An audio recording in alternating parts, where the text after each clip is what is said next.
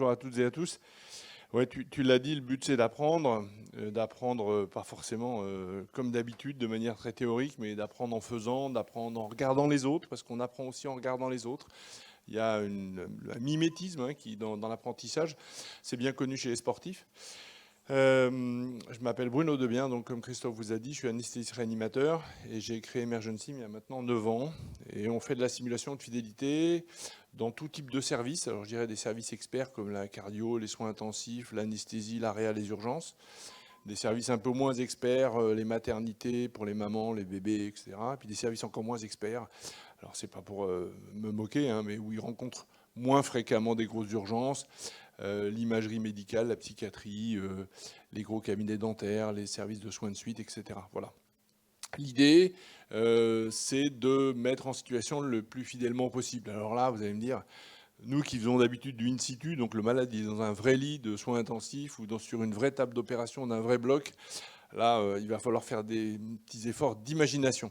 Avant d'aller plus loin, je laisse mes collègues se présenter rapidement. Bonjour, donc je m'appelle Willy Da Silva, je suis responsable logistique chez Emergency. C'est le papa du... Donc voilà, je prépare pour les formations en amont. Voilà. Non. Donc bonjour, je suis Christophe René, infirmier anesthésiste. Donc je travaille au SAMU 93, à l'hôpital Avicenne. Je fais également un peu de SAMU pédiatrique à l'hôpital de Montreuil. Je suis un ancien infirmier anesthésiste militaire. J'ai fait pas mal d'opérations extérieures avec mon ancien chef, qui est encore mon chef, ce qui n'est pas. Voilà. Donc moi, la simulation, je me suis intéressé dès le début parce que j'apprenais mes leçons par cœur. Et quand j'arrivais, ça marchait jamais. Parce que je ne comprends pas ce qu'on me dit, parce que je stresse, parce que le médecin s'énerve et qu'il n'arrive pas à me dire les choses. Voilà. Parce que le tiroir est mal rangé, tout simplement, des fois. Donc voilà, j'espère qu'aujourd'hui, on va vous faire découvrir un petit peu notre travail. Bon oui, je suis un ancien militaire, il a vendu la mèche. L'idée à travers la simulation, c'est bien sûr de revoir un peu des prises en charge de situations critiques, mais c'est surtout... Et on essaye de s'inspirer de l'aéronautique qui a découvert ça avant nous il y a une 50aine d'années, c'est de prendre en compte ce qu'on appelle le facteur humain ou les compétences non techniques en situation de crise.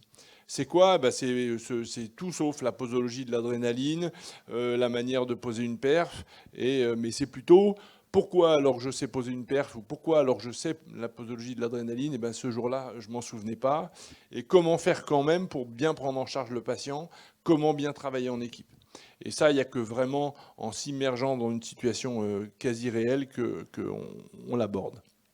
Alors, je vous disais, il y a quand même un peu des règles en simulation. La première règle, c'est la bienveillance, au sens que vous allez voir parmi vous, il y en a quelques-uns qui vont s'occuper du patient et d'autres qui seront assis. Quand on est assis, c'est toujours plus facile. Quand on est assis, on trouve que les autres, ils ne font pas rapidement le diagnostic. On trouve qu'ils ne sont pas rapides, qu'ils sont un peu empotés, qu'ils se marchent sur les pieds. Et finalement, vous savez bien que si vous étiez à leur place, vous feriez à peu près la même chose. Donc voilà, il faut être gentil entre nous, vous entre vous, et puis nous avec vous, évidemment. Bon, on ne va pas vous faire un patient qui va bien, parce que sinon il n'y aurait pas de simulation, donc il va se passer des choses quand même. Voilà, on le fait avec beaucoup de gentillesse. La deuxième chose, c'est... Faites vraiment comme si vous étiez dans votre hôpital. Je vais vous raconter l'histoire de ce patient. Il a un nom, un âge, des antécédents, des traitements, etc. Faites comme si vous y étiez vraiment, même si ce n'est pas votre défibrillateur, même s'il n'est pas vraiment sur un brancard, parce que si vous restez coincé comme ça en disant c'est pas la vraie vie, vous n'allez pas en profiter. Voilà. Et puis, troisième grande règle, c'est la confidentialité. Voilà, on est là pour s'entraîner ensemble. On ne dit pas, ouais, j'en ai vu un tout à l'heure, t'aurais vu comment il faisait ceci. Il n'était pas très très fort. Hein. Et puis, il venait de quel hôpital ? Non, je ne te le dirai pas, je te le dirai tout à l'heure. Voilà. Donc, pas de ça aujourd'hui. Voilà. Est-ce que vous avez des questions sur les conditions de réalisation de cette simulation ? Alors, ça va se passer comment ? Je vais vous présenter le patient. Ensuite, il va être dans un lieu que je vais définir quand je vais vous faire le briefing du patient. Et puis, auparavant, on aura quand même demandé à certains d'entre vous d'être volontaires pour la prise en charge initiale, pour être l'infirmier référent du patient, mais aussi pour être éventuellement d'autres infirmiers qui viendraient en renfort. Parce que quand on est une situation embêtante, c'est assez difficile de la gérer tout seul. Donc il y aura cette mise en situation, et puis vous pourrez appeler un docteur. Bon, ce sera moi. Je ne suis pas sûr, je vais jouer un rôle, hein. Je ne serai peut-être pas gentil, pas forcément rapide, pas forcément disponible, et puis peut-être que je vais beaucoup compter sur vous. Bref, il faudra faire avec, comme ce que vous faites finalement tous les jours. Et puis une fois que le scénario est fini, on débriefe. Alors Christophe va débriefer, parce que c'est un paramédical et que c'est une session paramédicale. Moi, je serai là pour donner éventuellement mon avis si c'est nécessaire. Et le débriefing, ça va se passer de la façon suivante. On va d'abord vous demander comment vous vous sentiez pendant la prise en charge. Pas sur le réalisme, évidemment. Vous allez me dire, ouais, mais en fait, s'il transpire, on ne le voit pas transpirer, c'est pas terrible. Donc, pas sur ce plan-là, mais vous, comment vous vous sentiez émotionnellement? Est-ce que vous étiez stressé? Au contraire, est-ce que vous étiez plutôt excité, amusé? Est-ce qu'il y a eu des moments de gros flou? Enfin, voilà. Et c'est intéressant de partager ces émotions-là, parce que dans la vraie vie de soignant, on ne s'octroie pas tellement le droit de le faire, et puis on n'a pas forcément le temps non plus de le faire. Ensuite, on va revenir à la partie technique. Qu'est-ce qu'il a présenté? Qu'est-ce que vous avez fait? Pourquoi? Qu'est-ce que vous auriez pu faire autrement? Et là, on va dialoguer avec la salle, entre ceux qui sont passés, nous, et puis le reste de la salle. Et puis, on va aborder aussi la partie non technique, les compétences non techniques. On y reviendra. C'est le travail en équipe, c'est le leadership, c'est la communication dans l'équipe, c'est la conscience commune de la situation. Il y a plein d'éléments sur lesquels on va pouvoir discuter. Et puis après, on conclura à la fois le scénario et puis la session avec un échange avec la salle. Est-ce que ça vous va? Bon, est-ce que vous n'êtes pas toutes et tous venus ici juste pour regarder? Il y en a qui ont un peu la motive pour participer, j'espère. Bon, il me faudrait quand même, allez, d'abord un ou une. Allez, un ou une. Ouais, génial. Alors vous êtes l'infirmière du patient. Je vais vous raconter son histoire. Hein. Willy, il est brancardier. Donc il sait faire ce que sait faire un brancardier. Vous ne savez pas ce qu'il sait faire? Vous pourrez toujours lui demander. Vous lui demanderez. Et puis, il me faudrait 2 volontaires pour venir éventuellement en renfort. Si jamais, quel est votre prénom? Alice. Si jamais Alice a besoin de renfort, voilà, peut-être gérer toute seule, hein, mais vas-y, tu m'appelles le doc, je gère. Oui, très bien. Votre prénom? Mélanie. Et puis? Oui, super. Votre prénom? Agère. Mélanie, Agère et Alice. Parfait. Alors vous avez le droit de rester là. Hein. Dans la vraie vie, vous seriez peut-être dans une autre salle, en salle de caté, etc. Mais on va vous laisser là. Bon, puis moi, je vais disparaître une fois que je vous... Ah non, ça y est, c'est bon, pardon. On va faire un petit briefing technique d'abord. Alors, vous n'êtes pas dans votre hôpital. Vous n'avez pas tout le matériel que vous auriez d'habitude. Le patient... il est perfusé. Il est où le pied à perf? Remarque, on peut dire que il est. Ah mais il y en a toujours, surtout en ce mur. Hein, il y en a toujours un qui fait le pied à perf. Mais ce sont les pompiers en général ou les ambulanciers. Non, mais de toute façon, ce qui arrive aussi, c'est que dans certains brancards, quand le pied ne tient pas, on clampe la perf, on la pose sur le patient. Puis on le descend comme ça. Hein. Donc si on n'a pas de pied à perf, on fera... on en a emporté un. Donc normalement, si on ne nous l'a pas volé, il doit être toujours là. Et puis, Willy revient s'il n'y a pas de pied à perf. Hein. Ah bah voilà. Bon, il est différent du brancard parce que comme on n'a pas pu avoir un vrai brancard, on vous a apporté un vrai pied à perf. Voilà. Donc j'étais en train de commencer le briefing technique peut-être. Hein, c'est ça, voilà. Bon, donc Je vous présente Charles. Bon, Charles, parce que c'est ma fille qui l'a baptisé comme ça, parce qu'il a un petit côté un peu british. Voilà, donc Charles, il cligne des yeux, il respire. Et puis, alors, pour des raisons comme on ne peut pas se mettre dans une salle à côté pour faire le pilotage, comme il y a un temps de latence entre le micro et le mannequin, c'est Christophe qui va faire la voix en direct du mannequin. Bonjour monsieur, ça va bien? Bonjour. Bon, vous vous sentez bien là? Vous n'êtes pas trop stressé? Ouais, bah oui, je comprends bien. Voilà. Donc là, c'est Christophe qui fait la voix du mannequin. Et puis, on ne sait jamais s'il lui arrive quelque chose. Vous avez toujours la possibilité. Là, on vous a mis un petit instrument que vous connaissez bien. Faites le tour, là, comme ça. Voilà. Alors, donc, c'est un défibrillateur qu'on a mis là en mode DSA. Vous savez que ce LP20, il peut être en mode DSA ou en mode défibrillateur manuel, voire même entraînement électrosystolique. C'est vieux, mais ça marche super bien. Très, très, très robuste. Hein. Donc là, en mode comme ça, il est en mode DSA. Alors, il est allumé. Oui. Alors, tiens, tu peux m'allumer le... Non, pas le DSA, mais le Shocklink. Il faut juste un peu tourner, sortir et le rentrer. Voilà. Parfait. Et donc, vous pouvez appuyer sur... voilà. On l'allume. Alors, si jamais vous étiez amené, on ne sait jamais, des fois que le patient vous fasse des ennuis, si jamais vous vouliez utiliser le défibrillateur semi-automatique, celui-là, ne vous inquiétez pas, on a mis un raccord entre les deux. Ce raccord permet de leurrer le défibrillateur. Autrement dit, on fait croire au défibrillateur ce qu'on a envie qu'il croie. Donc, si on a envie qu'il soit en fibrillation, ben, le défibrillateur va se dire, tiens, ça c'est un rythme choquable. Si on le met en TV et que vous dites que le patient n'a pas de pouls, ben, ça va être un rythme choquable. Et puis si on met une asystolie, ben, il va dire le choc est non indiqué, reprenez la réanimation cardio-pulmonaire. On fait un petit essai? Alors ben voilà, allez-y. Vous avez qu'à analyser. Alors attendez. Oui, il n'y a pas de tracé. Connecter les électrodes. Ah, il est branché.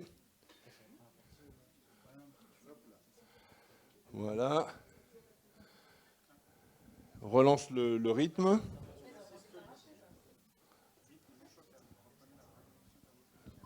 Bon. Et le rythme maintenant. Le rythme, ça.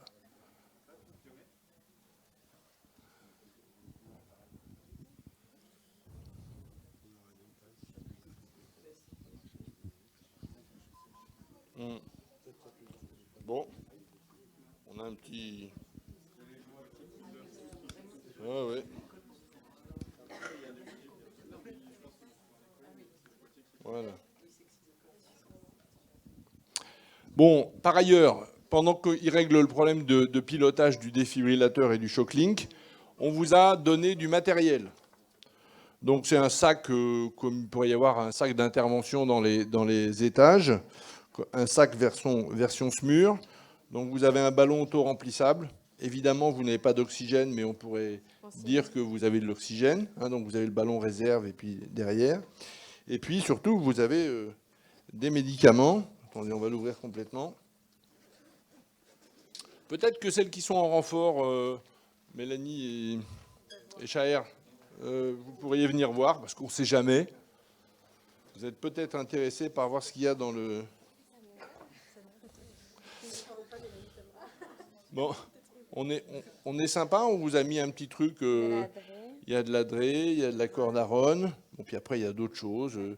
Du Natispray, voilà. Hein, de quoi intuber, de quoi faire un dextro. Enfin bref. Voilà. Le patient est déjà perfusé, ça c'est plutôt bien. C'est un patient de soins intensifs dont je vais vous apprendre qu'il est en train de descendre pour son cathé. Donc voilà.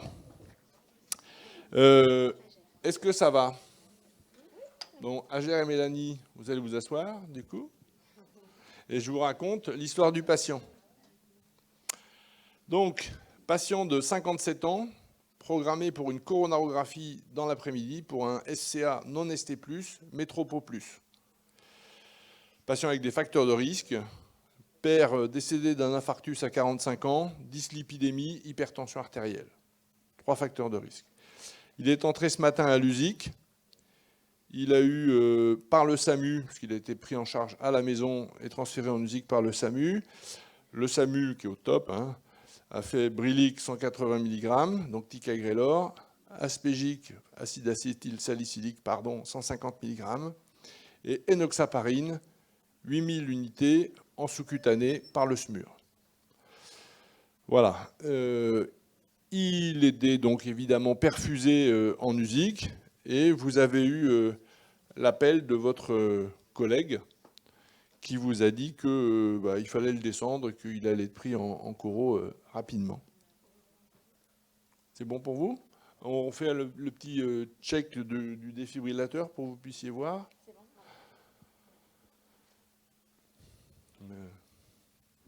Alors. Non, si, vous les mettrez pour de vrai. Hein, mais là, c'est pour vous montrer que c'est vraiment un simulateur d'arythmie. Il n'y a même pas besoin de les coller. Mais si vous prenez en charge votre patient, il faudra vraiment les coller au bon endroit et puis faire ce qu'il faut avec. Je ne sais pas, vous nous montrerez. C'est bon? Donc voilà, 1, j'analyse, 2, je charge, 3, je choque. Mode DSA simple. Est-ce que vous avez des questions sur ce scénario avant que je me déguise en cardiologue?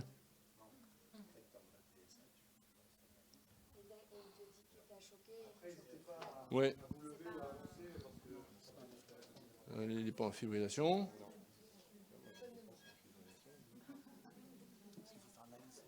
Non. Il faut qu'il...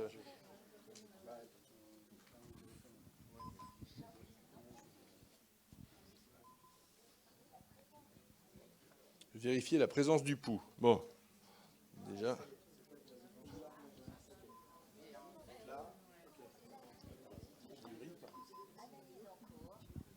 Je ne sais pas si vous entendez.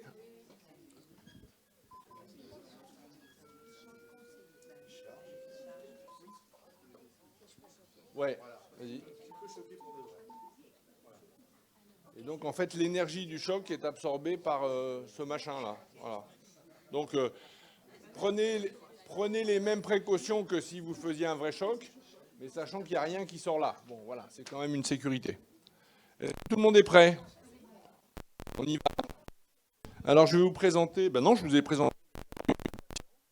Donc, je vais m'en aller parce que moi, je suis en salle de caté.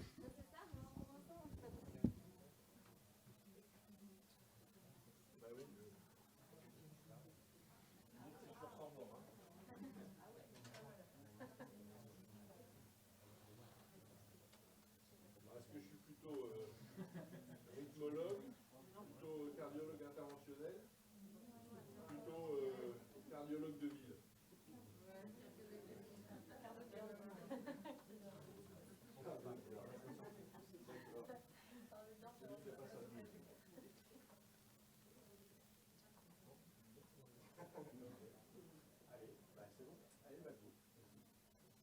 Comment il s'appelle? Monsieur Charles. Bonjour Monsieur Charles. Bonjour Monsieur. Bonjour. On va vous amener à la coronarographie. Vous pouvez me réexpliquer un petit peu ce que c'est? Alors la coronarographie, c'est pour vous traiter les artères. Vous avez fait un début d'infarctus, les artères sont en train de se boucher et ça va permettre de vous soigner, de déboucher ces artères et de vous soigner, de poser des stents. Ça fait mal un peu, non? Ça fait mal, non. Enfin, normalement, ça fait pas mal. Après, vous avez un médecin et une infirmière qui sont là, et un ami qui sont là que pour vous. Donc, si vous avez mal, vous dites et on s'occupera de vous. Parce que là, plus l'examen arrive, plus la pression monte. Je ne me sens pas bien, j'ai l'impression j'ai un poids sur le thorax, j'ai un peu envie de vomir. Je me sens pas bien. Vous avez une douleur au niveau du thorax, c'est ça? Oui, ça me gêne un peu. Je peux respirer. Ça m'oppresse, quoi. Ça vous oppresse, ok. Il est scopé ou pas? Je sais pas. Non, il n'est pas scopé, il est sur la tête. Ok, bon, donc déjà on va vous scoper, on va peut-être appeler le médecin. Tu veux s'appeler le médecin? J'ai mis le scope du coup. Oui,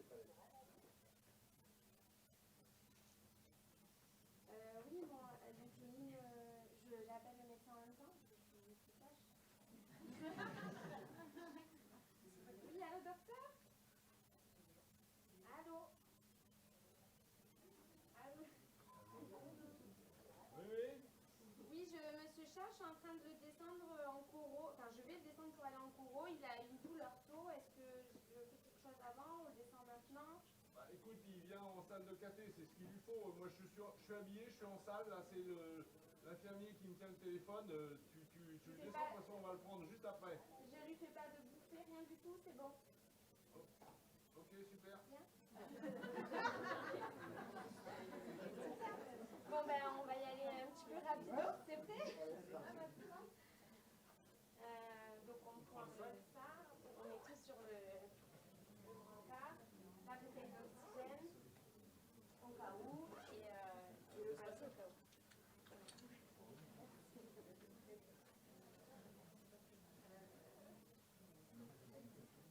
Ah, mais il sonne pas. Alors,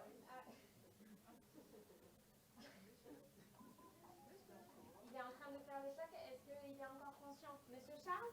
Monsieur Charles, vous m'entendez? Je vais choquer. Fais attention à toi.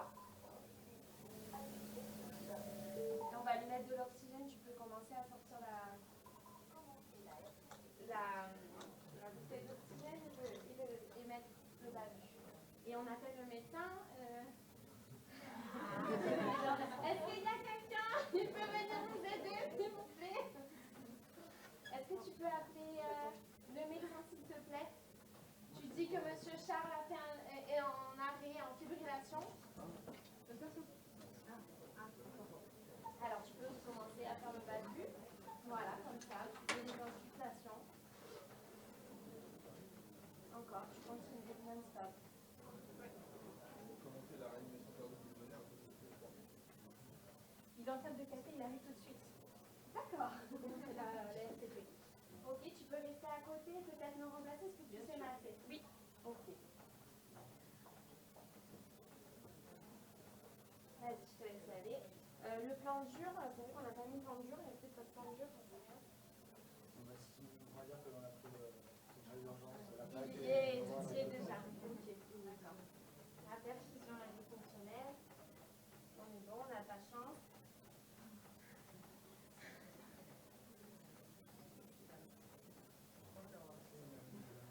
Ouais.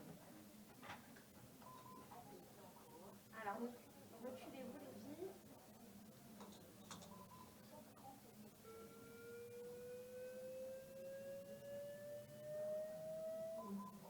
Reculez-vous.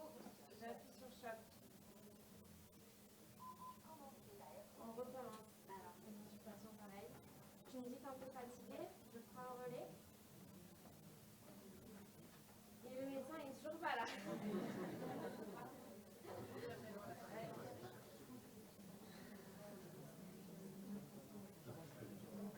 Ok, on va recommencer. J'analyse.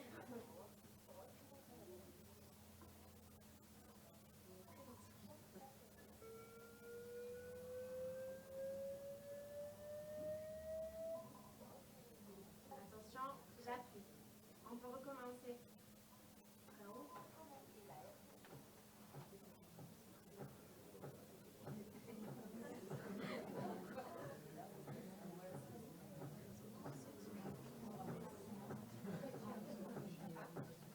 Donc c'est monsieur Charles, il est en arrêt, on a fait déjà 3 chocs. Et il a le bec qui est là. Avec 3 chocs? 3, oui. Tu veux combien de temps tu es en arrêt?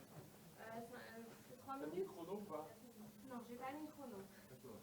Ok. Est-ce qu'on lance encore un Non, choc? non, non, t'attends l'analyse. En fait, on se sert de ça pour rythmer toutes les 2 minutes. D'accord. Donc, il va te demander de faire l'analyse. Est-ce qu'il y a besoin de faire Une tout pierre, ça? ouais. T'as déjà fait 3 chocs. Ben, on anticipe, tu prépares l'adresse 1 dans 1, 1 Je gramme vais par faire millilitre. vraiment ou pas? Oui, oui, bah, bien sûr, tu as des ampoules là. Elles sont là. De toute façon, tu seras bien. Tu sais ce que je vais faire? Je vais le ventiler, comme ça vous vous relayez toutes les deux pour le masser. Et comme ça, elle prépare les drogues. Il n'y a personne d'autre là en salle de café qui pourrait venir en en cardio qui pourrait venir nous aider parce que là. Est-ce qu'il y a quelqu'un qui peut venir nous aider? Tu me dis, t'en as combien là? Ça fait 32 en vrai. 25, 26, 27, 28, 29, 30. Ok, c'est des pistes, mais c'est pas grave. On reprend. Ouais, d'accord. Quand vous relayez, vous mettez face à face, comme ça, il y a moins de perte de temps. Et on essaye de se relayer aux 2 minutes du défibrillateur, plus fort et plus vite. Voilà, super.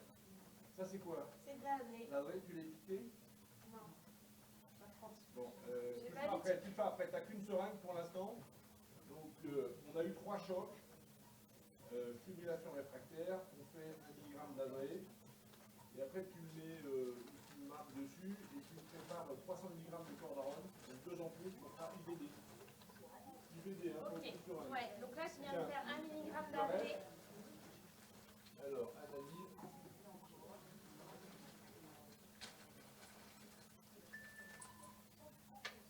Tu t'écartes.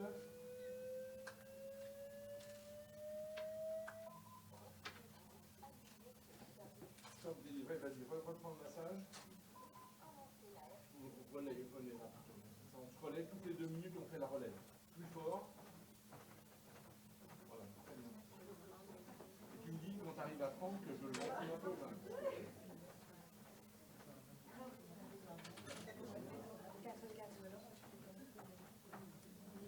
La cordarone, 300 mg de craie, qu'est-ce que je la fais? Ouais, bah oui, on a eu 4 chocs et il est toujours en fibrillation. Donc, Allez, donc 300 mg de cordarone, je fais. qu'est-ce qu'on a oublié? Cordarone, le massage. Toi, tu la surveilles, ton massage, et elle te surveille, comme ça, on essaie de vraiment être le plus efficace possible. Plus fort. C'est toujours pareil. On va faire un marteau au minimum. Vas-y. Pardon. Vas-y. Qu'est-ce qu'on oublie dans les causes d'arrêt cardiaque? Toxique, non. Thrombose, a priori c'est un infarct. 4H4T. 4H4T, c'est qui m'aide? Toxique. Toxique, thrombose, tension pneumothorax. Et les 4H, hypovolémie, c'est pas le cas, hypoxie, hypohyperglycémie et hypothermie, c'est pas le cas. Okay. Et dans les T, toxique, thrombose, tension pneumothorax, et c'est quoi le quatrième? Vas-y, tu sais ventiler? Tu sais ventiler? Tu prends ma place. Aide cognitive.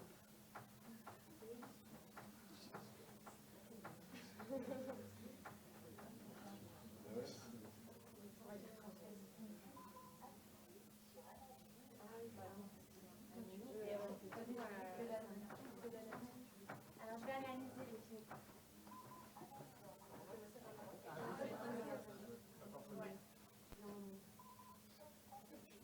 Attention, ça va choquer, écartez-vous.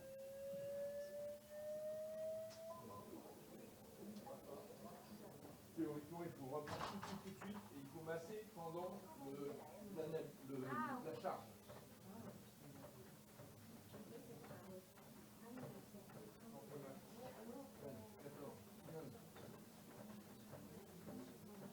Est-ce que je fais encore un petit peu d'adresse? Ouais. 30.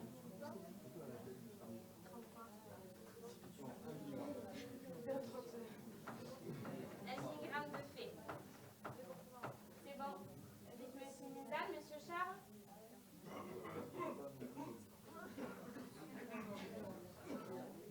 Il a un coup. Ok. Monsieur Charles, vous nous entendez? Ouais. Bon, écoute, laisse-lui l'oxygène plein pot. Parce qu'on respire, on va le mettre en salle de café. Il a un rythme, tu peux lui prendre une tension. On a un brassard à tension, j'ai vu tout à l'heure. Hein. Bon. Chaud, hein? Chaud celui-là. Bon, ça va, il a un coup, il doit avoir au moins 8 de tension. Bon. pied.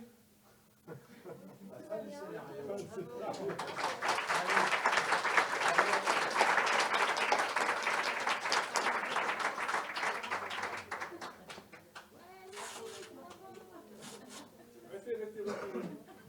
Alors, ce que je vous propose, c'est qu'on leur laisse les places du premier rang.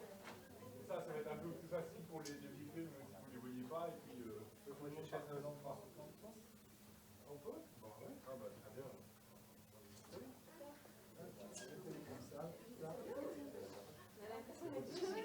Non, pas du tout. Non, pas du tout. C'est mon avocat. Moi, je suis avec vous. Moi, je suis avec vous aussi.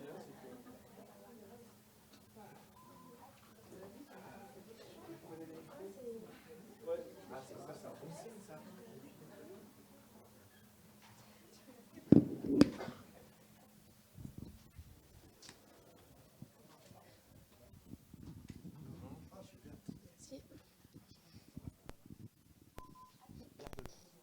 Un, deux. Bon, bah, moi, non. C'est pour que je me taise. Donc, c'est une bonne idée, finalement. Alors, comment ça s'est passé pour vous trois? Alors moi j'étais très stressée. Ok. On peut faire ça. Un, deux. Vous entendez donc? Ah, d'accord, ok. Bon. Alors, est-ce qu'il y en a un qui fonctionne? Allô, allô? Ouais. Ok. Ouais, j'étais très stressée. Merci pour la petite voix qui a soufflé pour que je commence cette analyse. C'est vrai qu'il n'y avait pas d'alarme ou je sais pas, j'ai pas capté, j'avais pas les yeux sur le scope, mais ouais, voilà, c'était stressant. Bon, est-ce que c'est la vraie question, c'est est-ce que c'est stressant aussi dans la vraie vie? Oui, complètement. D'accord. Oui. Bon, est-ce que c'est intéressant de se confronter à ce stress pour savoir un peu comment on réagit, comment on pour de faux en plus en simulation? C'est toujours intéressant. Et puis en plus d'avoir le regard, je pense, Les personnels soignants. on pense différemment la prochaine fois, je pense, et on pensera différemment. C'est bien d'avoir une autocritique et une critique. Super. Alors, c'est déjà courageux d'y avoir été. Bravo à toi. Je suis pas sûr que tout le monde se serait lancé. Et puis en plus, c'est l'heure de manger. Circonstance atténuante. Donc, et toi, comment ça s'est passé? Est-ce que tu as réussi à t'immerger dedans? Est-ce que tu as eu des sensations comme... Bouffée de chaleur. Non, pareil, c'était stressant, certes, du fait qu'il y ait beaucoup de personnels soignants qui nous regardent aussi. On ne sait pas trop quoi faire, même si dans la vie de tous les jours, on est amené à faire ça. Mais voilà, c'est très stressant. Ouais. Et on se rend compte vite que là, une fois qu'on a fini, qu'on a fait pas mal d'erreurs, on parle maintenant des erreurs qu'on a fait, on attend. Non, pour l'instant, c'est juste la phase émotionnelle. Non, émotionnellement parlant, stressant, certes, mais sinon, ça a été. Et pour vous? Oui, moi stressée aussi. En plus, ça fait 10 ans que je suis en cardio, mais 2 ans que je suis plus vraiment dans les soins. Et du moins, ma période de 8 ans en tant qu'AS, je ne suis pas un chat noir. J'ai eu très peu de réa. Et à l'USIC, c'est vrai qu'aux soins intensifs, on est nombreux, il y a tout de suite beaucoup de monde. Donc, nous, en tant qu'aide-soignante, on est un petit peu en dehors de tout ça. Donc, oui, c'est un bon exercice. Alors, si on devait définir le cas, là, de quoi s'agit-il? Un arrêt cardiaque, ok. Sur Un infarctus, je pense. Et une fibrillation ventriculaire. Vous êtes d'accord toutes les deux avec ça? Toi, tu fais confiance, ok. Oui. Ok, mais quand même, c'est important que tu aies bien la notion que ça soit un arrêt cardiaque, etc. Ok, hein, peu importe que ce soit systolie ou pas, être soignant, tu dois... Ok. Comment vous reconnaissez l'arrêt cardiaque? Pas de pouls, patient inconscient qui ne nous répond plus. Voilà. Premier élément, le patient inconscient qui ne répond pas. Autre chose. Une fois qu'on scope, on le voit aussi. Alors le scope, au moment où il fait l'arrêt, il n'y a pas encore le scope. Non, pas de respiration. Et pourtant, tu y penses. Exactement, tu viens de le dire. Donc ça, c'est vraiment ce qu'il faut retenir, et c'est valable pour les aides-soignants, pour tout personnel, même vous dans la vie de tous les jours. Un patient inconscient qui ne respire pas et jusqu'à preuve du contraire, en arrêt cardiaque. D'accord ?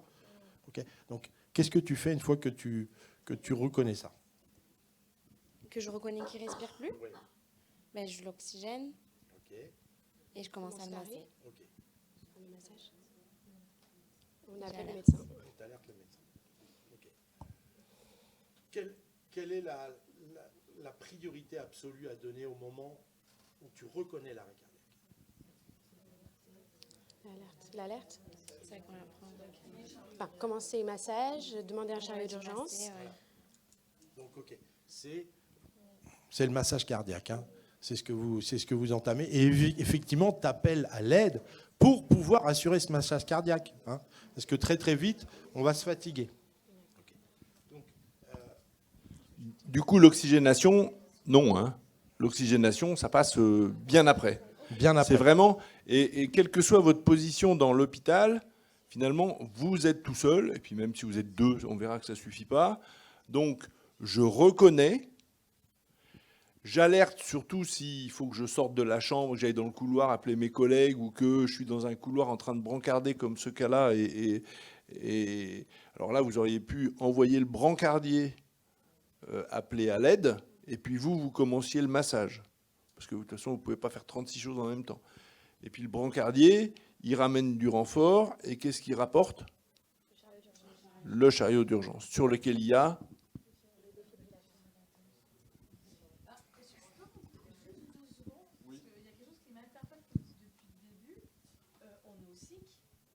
Non, non, là vous êtes dans les couloirs. Il n'est pas scopé le malade. Mais votre patient il sort du cycle, donc Ouais. en fait il est automatiquement scopé, même quand Ouais. il est en salle de corps et tout. Ils sont... Alors nous, quand ils Normalement, oui, ça dépend, je pense. ils sont scopés. D'accord, Donc c'est pour ça que depuis l'hôpital, je comprends pas, vous me dites qu'il n'est pas scopé. d'accord. Ben, parce que certains endroits, il n'est pas scopé. Même si ça passe du cycle. Ouais, Oui, oui, oui, oui. Oui, oui. ouais. D'accord. Ok, ça je comprends pas. Non, non, je te... Le brancardage est une situation très très à risque dans les hôpitaux, que ce soit en sortant du bloc ou en allant au coro. Ou, voilà. Alors, ton patient est scopé avec un brancardier. Il est accompagné par un paramédical ? Non, Normalement, donc oui. il est scopé, mais avec quelqu'un qui ne sait pas... Normalement, oui. Hein. Brancardier, c'est nous, il n'y a pas de brancardier. Ah, ok, d'accord, ok. Les AS et les AF qui brancardent au bloc, en état. Ok. Non, non. Juste, là c'était le scénario qu'on vous a proposé. Vous avez vu que, ouais, je ne voudrais pas qu'on s'arrête là-dessus. C'est pas pareil dans toutes les structures. Nous, c'était notre parti pris de le mettre sans scope. Mais je vais quand même rebondir sur ce que vous avez dit. Et s'il avait été scopé, sur quoi vous auriez fait le diagnostic de l'arrêt cardiaque ? Eh bien non. Enfin non. C'est ce que je voudrais que vous reteniez. La clinique, c'est-à-dire perte de connaissance et arrêt respiratoire. Il y a vraiment qu'en réa, quand vous avez un malade qui est sédaté, intubé, ventilé, si vous le débranchez du respirateur, comme il est sédaté, il ne va pas respirer. Comme il est sédaté, il ne va pas vous dire bonjour. Celui-là, il ne faut pas tous les masser, sinon on masserait tous les malades en réa. Voilà. Bon. Mais hormis ce cas où en anesthésie, hormis ce cas très particulier du patient endormi, intubé, ventilé, le diagnostic est vraiment clinique. Qu'est-ce que vous avez qui peut vous donner une fausse fibrillation ventriculaire sur votre scope dans la vraie vie? Si on secoue les fils, le brossage de dents, les frissons, Le parkinsonien. la transpiration, le frisson du sepsis, hein, ou le frisson du froid, enfin bref, voilà. Et à l'inverse, est-il possible de faire un arrêt cardiaque avec un tracé électrique ? Bon. Donc, le diagnostic la reconnaissance de l'arrêt cardiaque ne peut pas se faire uniquement sur l'analyse du scope. C'est avant tout un diagnostic clinique, hein, avec deux éléments qui ont été dits par vos collègues, à savoir perte de connaissance et apnée. OK ? Pour ce petit aparté, merci. Donc, qu'est-ce que vous faites dès que vous reconnaissez l'arrêt cardiaque ? Donc, on était à ce stade-là. Donc on masse. Alors, vous massez comment ? On masse donc 30 aidez-moi. Prendre compression, puis 2 bouffées d'oxygène, enfin plus 2 inflations. Nous, c'est pas trop comme ça qu'on fait chez C'est nous. pour ça que ça m'a perturbé un Ouais, petit je peu, suis mais j'ai désolée. pas.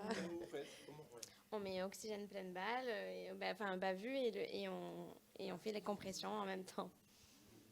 D'accord. Donc en fait, vous prenez le parti de laisser de côté la ventilation, vous faites juste une oxygénation passive. Non, on fait le bavure. Il y a quelqu'un qui ventile. Ah d'accord. Ouais, alors ce qui est recommandé, c'est quand le patient n'est pas intubé, c'est qu'on fasse l'alternance 32. Et une fois qu'il est intubé, à ce moment-là, on peut dissocier. Il y a celui qui masse, qui fait 100-110 par minute, et celui qui ventile. Voilà.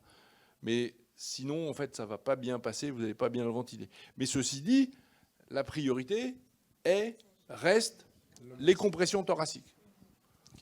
Donc ça, c'est important, hein, 32.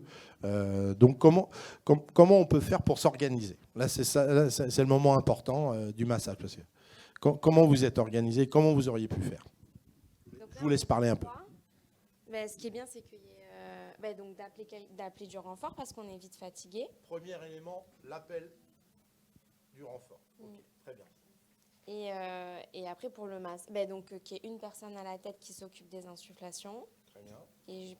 Et sûrement de compter. Enfin, c'est vrai que nous, on fait tout d'un coup, donc je pense qu'ils comptent. Et après, 2 personnes qui alternent le massage. Ok. C'est comme ça que vous faites? Une personne de chaque côté pour le relais, pour le massage? Ouais, pas forcément de chaque côté parce que la logistique de la chambre fait que, mais on alterne. Il y en a 2 qui sont prêts et qui sont Oui. là et qui font l'équipe. Et généralement, ça dépend les médecins, mais c'est souvent, une fois qu'il y a le médecin, c'est les médecins qui font les insufflations. Comme ça, ils ont un peu une vue générale et ils peuvent. Comment vous organisez en termes de relais sur le masseur? À quelle fréquence? Quand je dis dès que quelqu'un est fatigué, qui prend le relais? Voilà. Ok. Que disent les recommandations sur le massage cardiaque et sur la possibilité de l'être humain à masser son prochain? Pas plus de 2 minutes, c'est ça? Ok. Donc c'est exactement ça. C'est-à-dire que au-delà de 2 minutes, même le meilleur des pompiers de Paris avec des bras comme mes cuisses s'épuise. D'accord? On a fait des études où on mettait un cathéter artériel et on voit le massage. Et au bout d'un moment, le débit cardiaque diminue, malgré qu'on ait l'impression que la personne continue à masser efficacement. Donc le relais, même pour le marathonien, c'est toutes les 2 minutes. Ok? De préférence en fonction de l'ergonomie de la pièce face à face. Hein. Ça évitera, comme ça on se surveille mutuellement. Et hop, on pose la main. Et à quel moment on peut organiser ce relais pour optimiser la prise en charge de notre patient? Quand il y a l'analyse, Qui se fait toutes les 2 minutes. de manière automatique. Ce qui nous permet en plus... Ça m'a perturbée. Il n'y a pas de dev qui analyse. Le patient est scopé et c'est nous qui choisissons s'il n'y a pas de médecin et si la personne est inconsciente de choquer ou pas. Et rapidement, il y a un médecin et qui nous dit et qui nous ordonne quand est-ce qu'il faut choquer. Mais il n'y a pas d'analyse. C'est pas un semi-automatique, notre défibrillateur. Il est que manuel? Oui. En hospitalisation et en musique aussi. Qu'est-ce que vous en pensez? Ah, c'est pareil partout, d'accord. Ouais, ça empêche un peu l'autonomie des paramédicaux.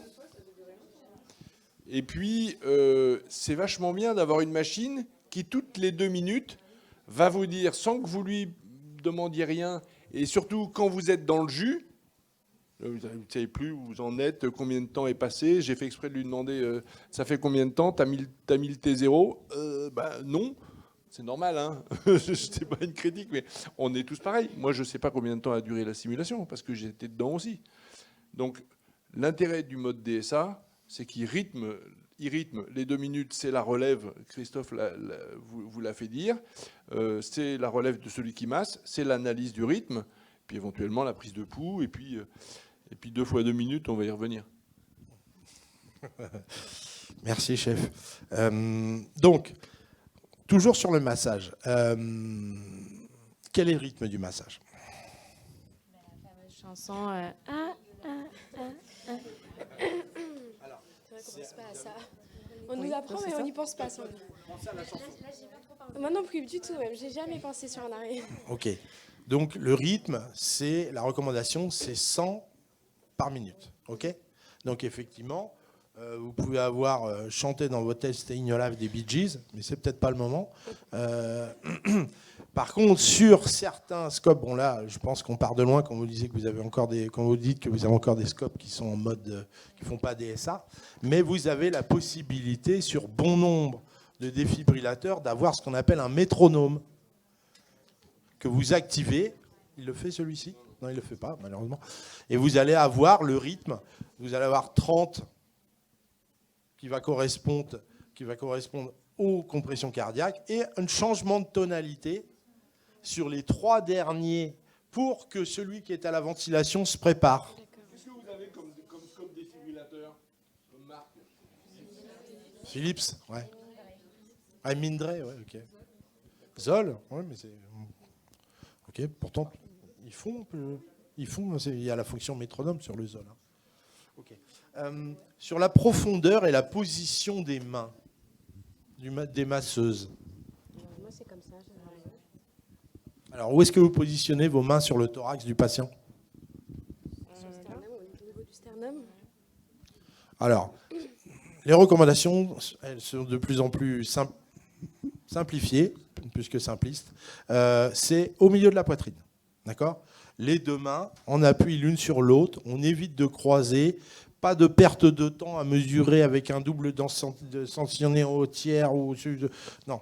Le gars est en arrêt, il faut le masser rapidement, mais les mains au milieu de la poitrine et on appuie en déprimant de quelle profondeur? Très bien. Dites-le tout fort. 5 à 6 cm à une fréquence de 100 à 120. Okay, et tout en sachant qu'au bout de 2 minutes, c'est fini et il faut passer le relais aux collègues. Okay. Je disais que j'avais envie de monter sur le rencard parce que c'est très haut. Excellente remarque de ton prénom, de Agère. Donc l'installation est primordiale pour la réussite du massage cardiaque. Et en l'occurrence, là, elles étaient très mal installées. Seule Agère, qui est assez grande, en étant sur la pointe des pieds, a réussi à avoir un massage relativement efficace. Et vous étiez gêné par votre taille et la hauteur de la table. Donc effectivement, première chose à faire, c'est soit de faire venir, je l'ai entendu dans le public, là-bas, où est le marchepied. Je l'ai entendu là-bas, et baisser le brancard. Il ne faut absolument pas hésiter. C'est toujours plus dur que ce qu'on imagine, un massage cardiaque. On n'est jamais assez fort. À 99,9 fois sur 100. Voilà. Il faut vraiment y aller. Et d'ailleurs, la tendance actuelle est de plus dire massage cardiaque, parce que ça évoque un peu, Christophe l'a dit d'ailleurs sans le faire exprès, les masseuses. On imagine le truc, et donc maintenant, on a envie de dire, je voudrais essayer de faire passer le message de compression thoracique. Voilà. De n'utiliser que le mot de compression thoracique pour vraiment donner l'idée que c'est bourrin, quoi. Hein, c'est un geste violent, fatigant, très intense. Pour conforter une petite histoire personnelle du SAMU, ça est arrivé au SAMU d'arriver et d'avoir l'épouse qui est en train de masser le mari, elle a défait, elle est en train de lui mettre de la crème. Elle le masse pour de vrai. Elle le masse avec une crème, avec de la biafine ou du Vaposub, et voilà, elle dit on dit bah là, on n'est pas dans le low flow, on est dans le no flow complet. Donc fin du game. Voilà, mais tout ça par une erreur de communication au téléphone. On va reparler un petit peu du DSA. Le DSA. Alors, à quel moment vous pensez à le mettre? Vous pensez à le mettre pour l'utiliser, pour diagnostiquer, c'est ça, l'arrêt cardiaque? Je ne sais plus quand est-ce que je l'ai mis. Oui. Ouais, je l'ai mis de suite parce qu'en fait, on scope aussi les patients souvent quand on descend, donc je l'ai quand même mis tôt, je crois. Ah oui, voilà. Excellent réflexe. Excellent réflexe. Ok, ça c'est à conserver. Ne pas hésiter à mettre cette machine dès que les malades en ont besoin. Hein. D'accord, il ne faut pas être regardant là-dessus. Comment vous positionnez vos électrodes? Alors, les patchs. Oui. Mais donc une là et une Comme le dessin. D'accord, très bien. Ok, comme sur le dessin. Ouais. Ça, c'est important, hein, comme sur le dessin. Dans le moment de panique, vous voyez, même à des cardiologues, même à des gens du ZIC, il y a un petit schéma, il ne faut pas hésiter à repositionner parce que c'est vite fait, si vous voulez, d'inverser les électrodes dans la panique. Hein.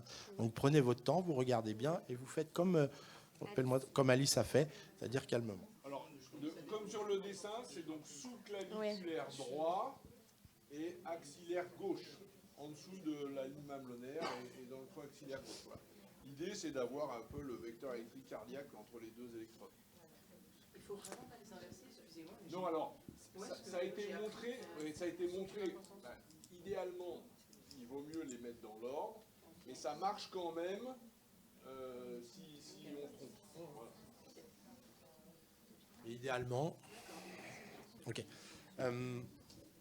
Là, qu'est-ce que vous faites une fois que vous avez mis en place le défibrillateur? Eh ben donc il a mal, il me répond encore et j'appelle quand même le médecin pour savoir s'il y a quelque chose à faire avant de le descendre en coronarographie. Ok, très bien. Mais par rapport à la machine, par rapport uniquement au défibrillateur, qu'est-ce que vous faites? Redécrivez-nous un peu votre séquence. Je l'ai mis en marche, merci. Ouais. Et ensuite? Et je sais pas ce que j'ai. Alors, voilà. Enfin, pour moi, je l'ai mis en marche et je surveille du coup le... La première analyse se fait comment? Parce que nous, on n'a pas l'analyse. Enfin, il était bien dès le début, non? Je sais. Ben, il me répondait, donc oui. Alors, à moins que je ne me trompe, quand le malade va fibriller, il y a un temps, vous vous dites, ah, tiens, En fait, il serait bien en arrêt. J'attendais l'alarme. Oui. J'ai capté qu'il n'y avait pas d'alarme. C'est quelqu'un qui m'a dit ce serait temps d'analyser le scope. Donc c'est à ce moment-là que j'ai vu qu'il était en... Donc ça, c'est intéressant, parce que sur cette machine-là, particulièrement, ça n'est pas un scope. Hein. Ça n'est pas un scope qui va vous déclencher une alarme avec une AFV tout en rouge, ça résonne dans le service avec le répétiteur. Lui, il est tout seul dans son coin. Donc quand on le met en route, le mieux, c'est d'aller jusqu'au bout de la démarche et dédier une personne à l'utilisation de cette machine. Vous voyez ? D'où la nécessité de l'aide également. Donc, si on reprend... Oui, Bruno, tu voulais dire quelque chose ? Non, je veux dire, c'est super bien, parce qu'elle a anticipé. Elle a anticipé sur l'aggravation de l'état du patient en appelant le médecin, et elle a anticipé en se disant, c'est un syndrome coronarien qui descend en salle de cathé, qui refait une récidive douloureuse, ce serait une bonne idée que je mette en place les électrodes, hein, comme j'imagine que dans certaines procédures, vous les mettez de façon systématique. Alors pour en avoir discuté avec certains cardiologues, c'est peut-être pas à toutes les coros, mais la coro d'un SCA qui va moyen, quand le cardiologue le sent pas, vous les mettez en attente. Bah ouais, parce que du coup, dès qu'il fibrille, boum, je peux délivrer le choc. Donc c'était vraiment 2 fois bien l'idée d'anticiper par l'appel du docteur et d'anticiper sur la mise en place du scope. Mais après, le diagnostic se fait quand même toujours de la même façon. C'est toujours un diagnostic clinique. Alors,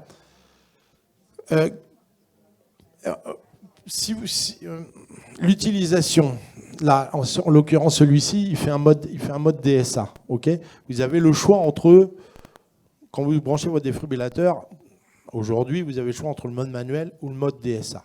Quel est, selon vous, le préférentiel à choisir? On a déjà un peu répondu. Quand on le scope. Oui, quand on met en place le DSA, c'est pas quand on le scope, c'est pas tout à fait la même chose. Mais le DSA, parce qu'au moins ça nous permet d'être soulagé au niveau de la surveillance, parce que le défibrillateur peut prendre un peu le relais au niveau de l'analyse. Donc ça, c'est extrêmement important, surtout quand vous êtes en petit nombre. Okay, on a vite fait d'oublier le défibrillateur et il faut penser à l'intubation, l'adré, et plus personne pense au défibrillateur. Donc ça va vous permettre de retomber sur vos pattes toutes les 2 minutes. Hein. On va faire un petit résumé sur la RCP, juste avant de parler des compétences non techniques, parce que moi j'ai il y a plein de choses à dire. Hein. J'ai pas été au top là. Donc il faut qu'on parle du rôle du docteur, là, de ce qu'il a fait, de ce qu'il n'a pas fait, de ce qu'il n'aurait pas dû faire. Donc, diagnostic, alerte, demande de renfort, massage. Bon, là en l'occurrence, elle avait mis le défibrillateur d'abord. Donc, à la limite, dès que le patient passe en fibrillation, elle fait analyse, charge, choc. Parce que tout se fait finalement en quelques secondes. Et puis après, on redémarre sur la séquence classique. Je masse, je ventile, 30, 2, et toutes les 2 minutes, on se relaie et la machine analyse. OK ? Voilà. Donc ça, c'est les bonnes pratiques. Sachez que pendant le temps de charge du défibrillateur, il est recommandé de reprendre le massage. Autrement dit, celui qui est au DSA, le défibrillateur dit « Analyse en cours, ne touchez pas le patient ». Tout le monde s'écarte. Choc indiqué. Appuyez sur le bouton pour choquer. À ce moment-là, on reprend le massage. Celui qui est au défibrillateur dit « Continuez le massage, je charge ». Et une fois que c'est chargé, tout le monde s'écarte, je choque, on reprend le massage. C'est une espèce de balai autour du choc pour qu'il y ait le moins de temps sans compression thoracique. D'accord ? Et ça a été prouvé que si on fait des compressions thoraciques pendant la charge, eh ben, on augmente le pourcentage de réduction du trouble du rythme et donc de récupération d'un rythme normal. Alors maintenant, je voudrais que tu me questionnes, moi, et que tu les questionnes, elles, surtout sur ce que j'ai fait quand même. Oui, alors, effectivement, le docteur, El Famoso docteur. Ah, vas-y, dis. A mis du temps à venir. Il a mis du temps à venir, mais il a mis du temps et en même temps, il n'a pas mis tellement de temps. Hein, c'est de l'ordre de quelques minutes. Donc, pour quelqu'un qui a... Voilà. Ça aurait pu être pire. Hein, des fois, c'est 10, 12, voire plus. Hein. OK. Donc, le docteur, qu'est-ce qu'il vous demande quand il arrive ? Alors, et toi, tu fais quelque chose qui est pas mal, qui est plutôt même très très bien et qu'il faut continuer à faire. Qu'est-ce que tu fais ? Je ne sais pas si tu te souviens. Elle est partie regarder. Non ? Elle lui présente le patient en une phrase d'1 minute, en lui expliquant le nom du patient, ce pourquoi il est là, et elle le recadre. Okay ? Ça, c'est ce qu'on appelle un point de situation qui est absolument nécessaire à tout nouvel intervenant. Notamment lui, hein, qui va devenir le leader, alors que ça avait été toi jusqu'alors. Tu lui transfères le leader et tu lui transmets les informations en faisant un point de situation. Alors, qu'est-ce qu'il te dit ? Donc, il me dit depuis combien de temps ça fait qu'on a fait la réanimation. OK. Et Il demande combien de chocs on a fait. Oui. Combien de chocs on a fait. Pourquoi je te demande ça ? On a fait parce qu'il y en a encore. Ouais, parce que vous avez dû faire 3 chocs en 2 minutes. Oui, on a fait. Alors, c'est un choc toutes les combien de minutes, normalement ? Toutes les 2 minutes. OK ? Ça, parce que... Et c'est aussi l'intérêt de... D'habitude, les médecins sont plus rapides chez nous. Mais c'est vachement intéressant parce que là, on se rend compte que sous le coup du stress, on choque, on passe 10 secondes, il y a encore une violation, on choque, on sort de l'algorithme bien carré. Il y a une distorsion complète du temps pour celui qui est dedans. Hein. Ok, et ça, on est incapable de dire si ça a duré 10 minutes ou 1 heure, hein, la prise en charge. Hein. Je voudrais qu'on aborde le leadership. Là, j'ai fait exprès un certain nombre de choses qui je voudrais qu'on interagisse tous. Alors d'abord, je vous demande à vous trois, qu'est-ce que j'ai fait que j'aurais pas dû faire ? Qu'est-ce qui n'était pas à top dans ce que j'ai fait ? Allez, lâchez-vous, là. Je suis là. Vous êtes 50. Quand vous posez des questions, je vous écoutais, mais en fait, je vous écoutais et j'essayais de masser et je me dis, mais je voulais réfléchir, mais du coup, ça me perturbait dans mon massage. Donc, vachement intéressant ce qu'elle dit. Même quand on a une tâche simplexe, on est concentré dessus et on a la charge cognitive qui est déjà, même sur un geste simple qui est le massage cardiaque, qui est déjà assez importante. Et si je lui pose une question supplémentaire, elle disjoncte un peu. À quel moment, moi, j'ai disjoncté ? La même chose que ce qu'elle vient de dire. Quand j'ai voulu masser, qu'est-ce qui s'est passé ? J'ai essayé de faire quoi? J'ai essayé de masser, de réfléchir, d'être le leader, de réfléchir un peu aux étiologies. Je posais des questions pour essayer de savoir où on en était. Et du coup, à quel moment vous avez vu typiquement que j'étais dans le jus? Ben, j'ai oublié de ventiler. Elle me disait 30, je disais, ah mais merde, oui, t'as raison. Et puis, à l'inverse, quand je massais, elle me disait, ben, moi je ventile quand? Ah oui, c'est vrai, il faut que je compte aussi. Voilà. Donc, c'est quoi la leçon de ça? Ouais, et même, il ventile pas. Je vous jure, moi j'ai été filmé sur une simulation. Quand je ventile, je parle pas, et quand je parle, je ventile pas. Bon, mais en fait, il faut ventiler et parler, quoi. Donc en fait, il faut que le docteur, on est monotage. Il n'y a pas que les hommes, hein. Je vous sentais venir. On est tous monotaches, ou en tout cas en situation de crise avec du stress, etc. Des gens qu'on ne connaît pas, une situation inhabituelle, on est dans le couloir, on est tous monotaches. Donc il faut répartir les tâches. Donc il faut du renfort. À combien on est bien pour faire une RCP? 4. 4, c'est chaud. Chaud patate. Un qui ventile, un qui masse. 4, 5. Voilà, 5. Est-ce que vous savez à combien on arrive d'intervenants sur un arrêt cardiaque en préhospitalier? En préhospitalier. Donc 3 Plus 3 du SMUR, plus 3 des pompiers, plus un renfort de pompiers 9. 9 pour un arrêt cardiaque.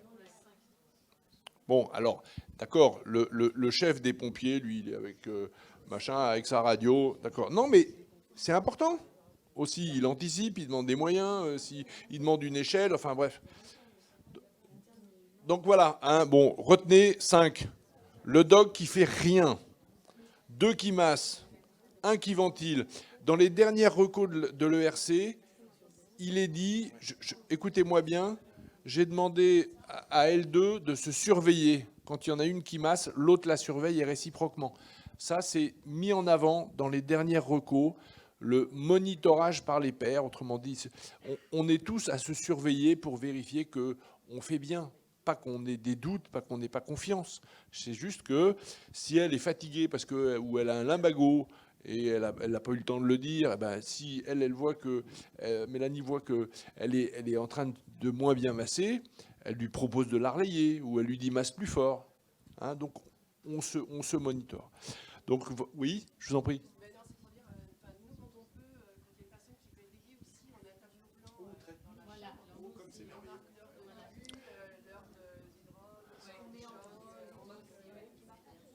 Excellent. Alors nous, on l'appelle le scribe. Voilà. On appelle ça un scribe. Okay. Bon, alors d'où l'intérêt du DSA, c'est-à-dire que comme il mémorise le nombre de chocs, s'il y a eu 10 chocs, il y a eu 20 minutes. Si vous regardez dans votre seringue et qu'il ne reste plus que 1 mg d'adré, que c'était une seringue de 5, voilà, en 20 minutes, vous avez fait 4 mg d'adré. Bon, on n'est pas loin d'être dans le bon timing. C'est cool. Et donc, tant de chocs, tant de durée de RCP, tant de milligrammes d'adré. À la limite, vous pouvez la refaire après. Mais vous savez où vous en êtes. Et si vous faites une transmission après en réa ou à l'USIC, ben vous pouvez dire il a reçu tac, tac, tac. Même si vous avez pas. Alors, si vous avez un script, c'est encore mieux, évidemment. Bravo. L'adrénaline, vite fait en un mot. Oui, bon, bah, ça vous avez compris. Après le 3e choc, c'est une fibrillation réfractaire. On fait de l'adré toutes les 4 minutes, 3 à 5, donc ça fait 4. Pourquoi 4? Parce que c'est 2 x 2, et que le DSA, il vous donne un bip toutes les 2 minutes. Hein. Donc c'est plus simple, là encore, d'utiliser le mode DSA. Ou alors, il faut quelqu'un, le scribe, là, il faut lui dire, toutes les 2 minutes, tu hurles, ça fait 2 minutes. Voilà. Mais il faut qu'il ose hurler, hein. Il faut que culturellement, ça soit...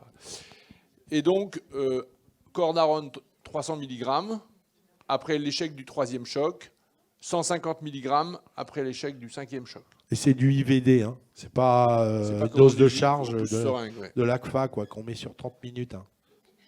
Non, mais je l'ai vu. Donc Ok. L'adrénaline, un moyen simple sur l'arrêt cardiaque, c'est un rythme choquable. Il faut la faire le plus précocement. Non, un non. rythme non choquable. Non choquable, c'est simple, c'est la bonne formule. Alors, on reprend. L'adrénaline sur un rythme non choquable, c'est Tout de suite. précocement. Sur un rythme choquable, c'est après le troisième choc. Simple. Et du coup, ça fait, si c'est un choc toutes les 2 minutes, Ouais. ça veut dire qu'on met l'adré au bout de 6 minutes. Non, au bout de 4.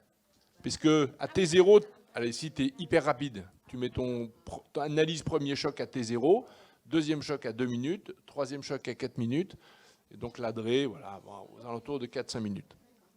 Moi, je voudrais, avant on n'a pas tout à fait conclu, parce qu'on va interagir avec la salle, juste leur donner la parole à toutes les trois, en vous remerciant encore vraiment de vous être lâchés sur ce scénario. Quel message tu vas garder pour toi? Quelle leçon tu vas garder de ce petit scénario? Pas forcément d'ailleurs sur ton rôle, mais sur un truc qui va rester imprimé pour la prochaine fois. Ça peut être sur les conneries du docteur aussi. Hein, vas-y. Non, en fait, je vais surtout retenir le massage parce que c'est vrai que j'ai pas été très efficace. Moi, j'ai l'impression que je vais faire mal, mais voilà, on s'en fiche en fait. Oui. On s'en fiche de péter des côtes. Oui, c'est une légende. Alors, les jeunes, on leur pète pas des côtes parce qu'ils ont le thorax souple et les cartilages chondro-costaux très, très mous. Les vieux, c'est un peu calcifié, donc on leur pète plus des côtes. Bon, voilà, on s'en fout en fait. Il faut 5 à 6 cm, point barre, et il faut y aller, quoi. Super, très bien. Le massage. Alice. Moi, je retiens qu'il faut surveiller la clinique, vraiment que le patient ne... c'est le plus important, s'il respire Pour ou l'arrêt, pas. ouais. Et c'est vrai que moi, j'ai vraiment l'habitude des alarmes et on n'est pas forcément des machines avec alarme tout le temps. Donc, pas oublier quand même de se jeter le tracé, je pense, au cas où. Oui. Bon, mais tu parles Mais à ton après, patient. S'il oui, arrête de te parler, tu c'est te dis vrai. qu'il y a un truc. Super. Alors moi, je retiens un peu tout, mais ce qui est très intéressant, c'est le fait de faire de la stimulation.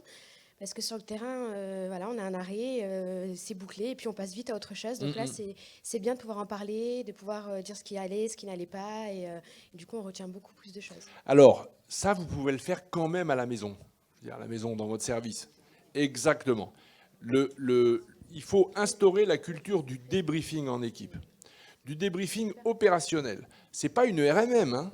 C'est un truc à chaud. On se retrouve entre nous et on se dit gentiment les choses. Bon, est-ce qu'il y a des choses qu'on aurait pu améliorer? Et en fait, on va trouver des petites choses. Ah ouais, mais là, tu m'as dit ça et en même temps, l'autre, il me parlait. Ah ouais, tiens, c'est vrai. Donc, il y a eu un problème de leadership où on l'a saturé de questions. Voilà, des petits messages qui vont émerger comme ça au fur et à mesure et qui vont vous permettre, sur des petits pas, d'améliorer au fur et à mesure votre pratique. Donc, super. Alors, évidemment, en simulation, c'est encore plus drôle parce que le personnel est dégagé de son activité clinique, il est concentré sur les débriefings, le débriefing va beaucoup plus loin, et puis on fait plein de scénarios d'affilée sur une journée. Donc voilà. Je voudrais juste, avec la salle, il nous reste 5 minutes, qu'on reparle un peu des compétences non techniques, du facteur humain. Vous savez que dans les événements indésirables graves, dans les accidents médicaux, on va dire, au sens large, il y a plus de 2/3 des cas où la cause majeure est une cause non technique et liée au facteur humain, au savoir-être en équipe. Hein, alors ça peut être lié à des dysfonctionnements d'un individu, mais encore faut-il savoir pourquoi cet individu dans l'équipe a dysfonctionné. Mais de toute façon, quand il y en a un qui ne va pas bien, l'équipe doit le soutenir. Quand il y a un qui fait une erreur, l'équipe doit le soutenir. Donc la notion de travail en équipe est extrêmement importante. Alors, je vais vous poser une question provocatrice. Alice, question provocatrice. Si le docteur est dans le jus, et par exemple, pour plein de raisons, ça ne veut pas dire qu'il est nul, hein, il a peut-être mal dormi, il a peut-être des enfants malades à la maison, il a peut-être la gastro, enfin bref, et c'est un rythme choquable, et puis il commence à vous demander l'adré tout de suite alors que le défibrillateur n'est pas branché. Qu'est-ce que vous faites? Pardon? Tu es sûr? Tu es sûr? Tu es sûr? On va d'abord le choquer, on va d'abord le scoper. On va d'abord le scoper. Non Alors, vous savez qu'il n'y a pas besoin de scoper, vous l'avez vu là, pour utiliser c'est un vrai. défibrillateur. Donc, le tracé se fait sur les électrodes de défibrillation, comme sur ceux que vous avez dans vos services aussi. Hein. Il n'y a pas besoin qu'ils soient... Bon, alors, vos patients sont souvent scopés. Mais... OK, donc une attitude, c'est... Bon, on pourrait peut-être le scoper d'abord. Qu'est-ce que vous pourriez faire d'autre? Oui, j'ai entendu. Le dire. Ouais. Bon, là encore, c'est un truc qui nous vient de l'aéronautique, le oser dire, le speak up. Il faut absolument. Alors, c'est pas vous tout seul qui allez changer le fonctionnement de votre service. Il y a des services plutôt cool, où la liberté de parole est assez favorisée, encouragée. Et puis, il y a des services un peu rigides, hein, où quand le doc dit un truc, tout le monde se tait. Là encore, je peux vous dire que dans les cockpits, dans les années 80, dans l'aéronautique, ils se sont rendus compte qu'à l'époque, il y avait un gradient hiérarchique vachement important entre le pilote et le copilote. Le pilote, il avait 50 balais au moins, c'est un cador, et l'autre, il venait d'arriver, donc il faisait museau si jamais il y avait une décision critique à prendre. Ils se sont rendus compte qu'il y a eu des catastrophes comme ça, parce que soit le copilote n'osait pas, soit quand il osait, le pilote lui disait « Écoute, t'es gentil, mais tu ne vas pas m'apprendre ». Importons ça en médecine. Vous savez que même les militaires, donc là je parle en connaissance de cause, dans les sous-marins nucléaires, quand il y a une décision critique à prendre, le pacha, on appelle le pacha, le commandant de bord, exige d'un de ses subordonnés les plus proches qu'il propose une autre stratégie de résolution de la crise, pour qu'il soit sûr que la décision n'a pas été emportée par juste un biais d'autorité, quoi. C'est moi le chef, personne n'a osé proposer autre chose.